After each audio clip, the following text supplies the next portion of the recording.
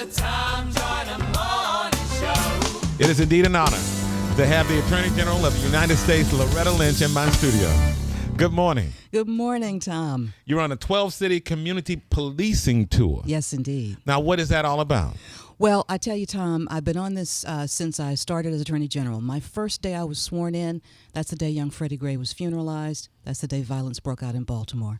And I went to Baltimore the next week and talked to young people, police, leaders, and talked about the issues and the challenges facing this country. And I decided to travel this country and see where and how people are dealing with this important issue of police and community relations. And every day, it seems, something just breaks out. Yes, or it every does. week at least. Look, these are challenging times. It's challenging times for community residents. It's challenging times for law enforcement. So I've visited 12 cities so far. I'm actually in Dallas here to pay my respects to the families of the officers who were lost in July, and also to talk to young people, to talk to community members who are involved in community policing here, and to highlight some of the examples that I've seen across the country of where people are sitting down, dealing with these difficult issues, having these hard conversations, and making a difference. We have Jackie Reed standing by. She's in New York. Jackie, good morning. Good morning, Tom, Sybil, and Jan. Good morning, Attorney General Lynch. Let me ask you about something that a lot of people in the African-American community are really upset about, and that's that many of the police officers who behave badly are not being prosecuted. It was recently reported that police in the U.S. managed to escape prosecution 96% of the time when facing allegations that they violated civil rights. And in an overwhelming majority of those cases, federal prosecutors refuse, according to this report, to press charges due to weak or insufficient evidence, with the biggest hurdle being proven that the officer acted willfully. Why is it so hard to prove that officers acted willfully in these cases? And anything being done about this as part of your community policing effort?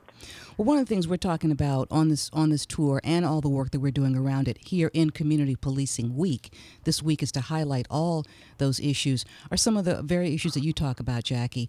Letting people understand how we operate, how the criminal justice system looks at these issues, and that we have more than one way to deal with this difficult and challenging problem. When we look at individual cases, you got to look at every case separately, look at every case individually. We in the federal government have one statute.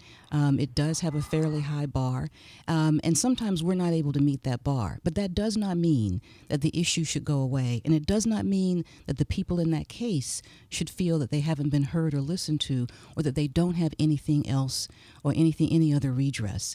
If you recall, in Ferguson, we weren't able to bring charges in the tragic death of young Michael Brown, but we were able to look at how the Ferguson Police Department interacted with residents, and more to the point, how the city of Ferguson had set up this relationship that essentially was taxing the poor to run the city and using the police department to enforce those types of highly unfair fines and fees and the like, that explained a lot of the pain and frustration, not just around young Mr. Brown's death, but also that many in the minority community were feeling for so many issues.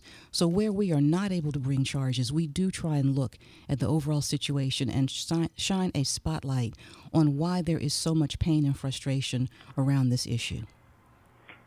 But if the police feel like they're not going to be reprimanded for their behavior, how does that help them when they're out in the community policing to behave better? One of the things that we talk about with community policing is both words in there, community and policing.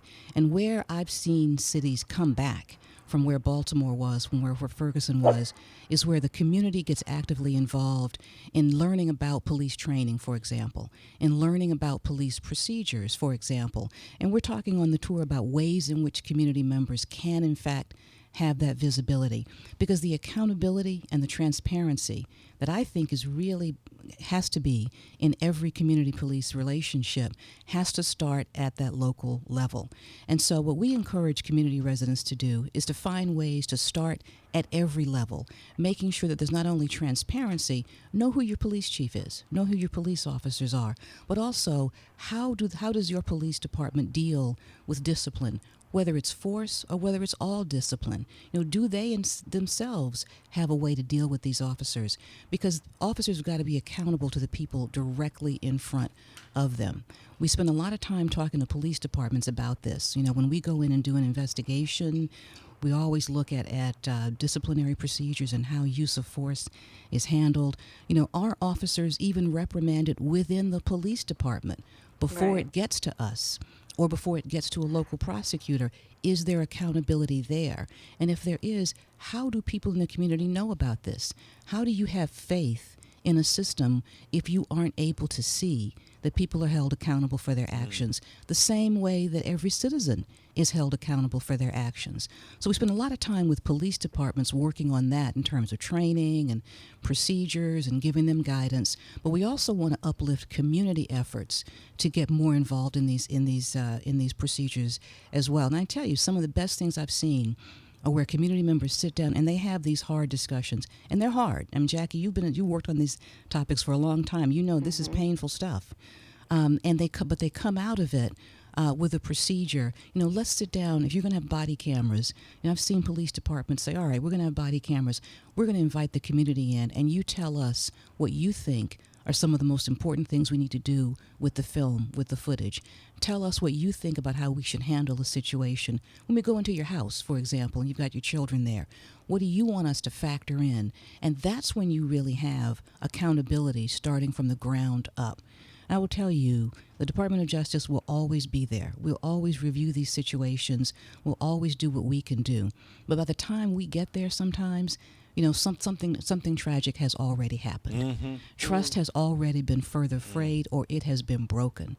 So part of this tour and part of what I'm working on is how do we strengthen the bonds before we have these tragic incidents, so that when something does happen, there's a pathway to communication. There's a way to have that kind of transparency. Okay. All right, thank you. Coming up, more from the Attorney General Loretta Lynch. Questions from Sybil, Roland, and Sean King after the break. Got to be there at the top. You got 3 minutes to make it there on time.